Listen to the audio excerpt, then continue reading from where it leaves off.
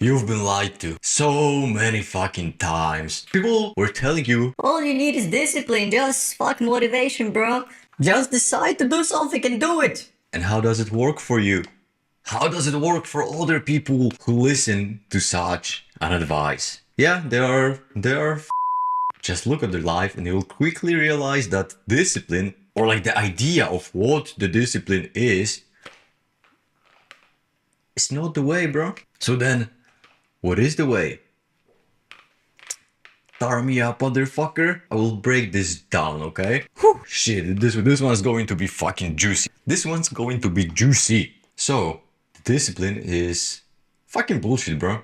Stop lying to yourself. Like, let's keep it real. Like, it doesn't work for you. And no wonder it doesn't work for you because you were fed with the wrong information. So, how come can you achieve what you want if your framework, the foundation of your understanding is wrong? And it's not even about the discipline, bro. Whenever I see a video about discipline, like those motivational videos, whatever, you can think of, I don't know, Andrew Tate or like some Jocko Willing, like those Navy SEALs who just, yeah, it's all about the discipline, bro. You just gotta force yourself to do something. Really? Really? That's a sure way to burn out very quickly. Very fucking quickly. I'm sure you've been through it. I've been through it myself at first, where I was working so fucking hard up to the point of working like more than 12 hours per day, and my results were not getting better. With this discipline approach of like, let's just crank up the most amount of work per day, like, bro, you will run out of time and you will hate your life unless you are one of those crazy motherfuckers like David Goggins, which I heavily respect, but that's like his way of spiritual initiation. Man, it's crazy. But yeah, anyway. So what's the real way? How do you really get shit done? How do you get what you want? It's not about even doing it. Like, doing is just a part of the equation, okay? It's about identity. Yeah. And by the end of this video, you will exactly know what's your problem and why the whole discipline, you just gotta force yourself to do it, doesn't work for you. Or it does, like for 1 or 2 days, and then you are back at square one. Because when you just subscribe to the mainstream idea of you've gotta force yourself to do it, it goes something like this, and I know you are going to relate with this. You are getting shit done, you are working like you think you cracked the code. And then you go even below the baseline, bro. And then you try again. And you see how stupid it is? So now, how do you get what you want? How? It's about identity.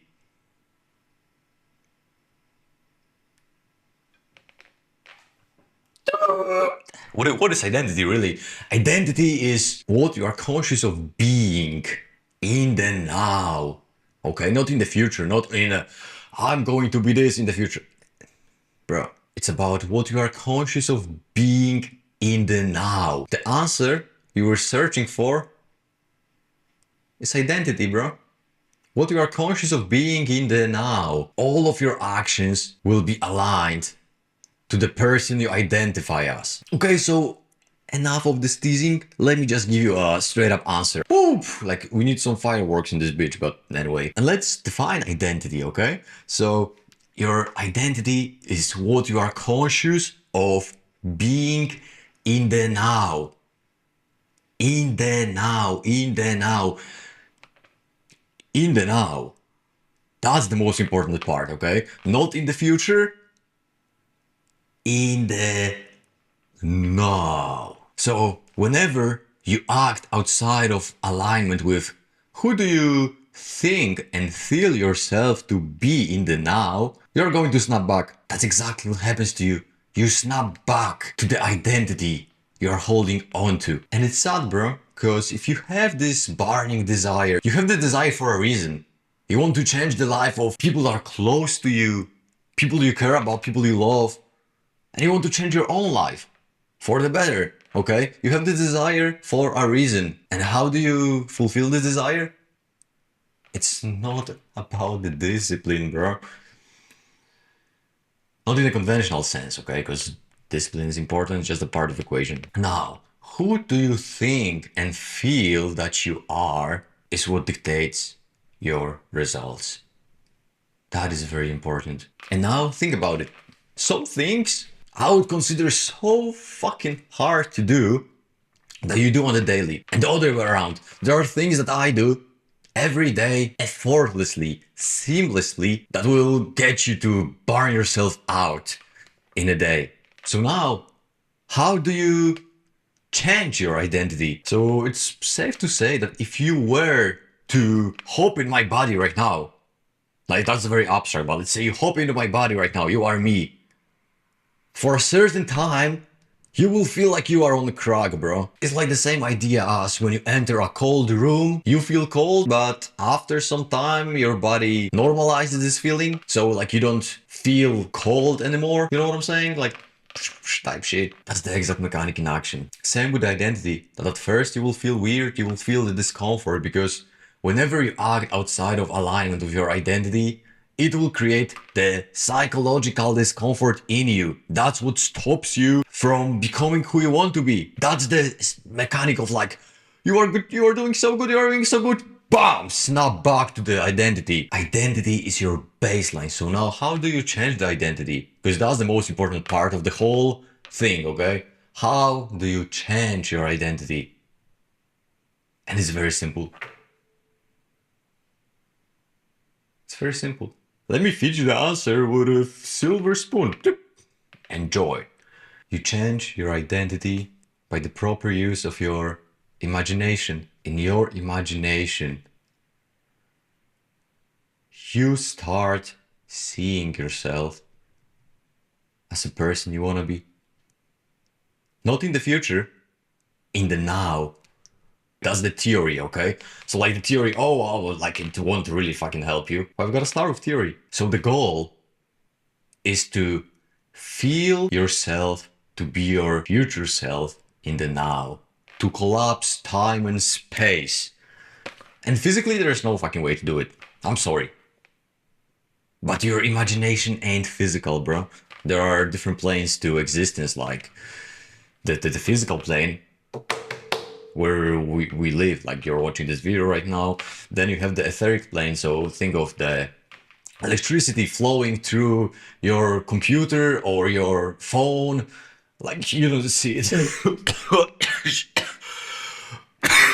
There are 4 planes of existence, right?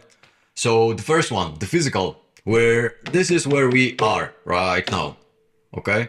Then you have the etheric plane, which is the electricity, for example, flowing through the devices and you don't see the electricity, but it's measurable, okay?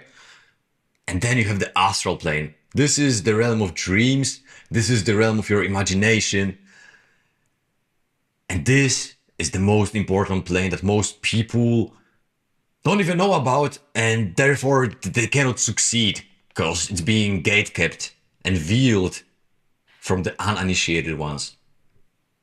And then you have the mental plane, which we all share, and this is where the ideas come from based on your frequency that is emitted by the union of the mind and heart. But yeah, this is for another day. It's unimportant right now, okay? Let's just focus on the third plane, the most important one, which is the astral plane, the realm of dreams and imagination. So the fantasy that you have, it's real. It's not tangible, but it's real. So we humans, we move based on the images in our mind, based on those fantasies that we have. It's really about the moving image in your mind. So when you look at someone who's depressed, you know for a fact his image is blurry. But on the other hand, when you look at someone who you see as successful, the common denominator of those people is that the image that moves them is extremely clear. It's beautiful. It has colors, it's vivid, okay? They live in their imagination more than they live in the physical. And living in the physical is a trap. Because if you live only in the physical, you are more likely to experience this loop where things just happen over and over and over. You meet the same people, you do the same things over and over, but they just, you know, change their forms. But like that's the exact same thing. You like end up in the same emotional state, which is negative. This is not something you want.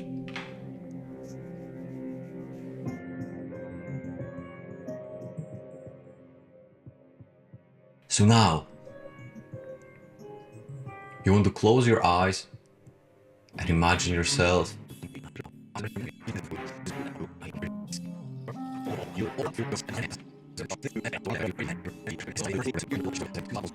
and it doesn't happen overnight. It's like an everyday practice. You gotta do first thing in the morning and especially before bed. It comes from the mystery of Golgotha and the Song of Solomon, where it says, take your beloved one to your mother's chamber. What does it mean, bro? So the beloved one is your higher self, this ideal version of you that is a fantasy, but nonetheless it's real. You just don't see it because we are bound in the physical.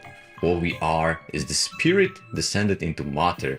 And you take the beloved one, your higher self, this ideal version of you, into your mother's chamber, which is the unconscious, the realm of sleep, or imagination.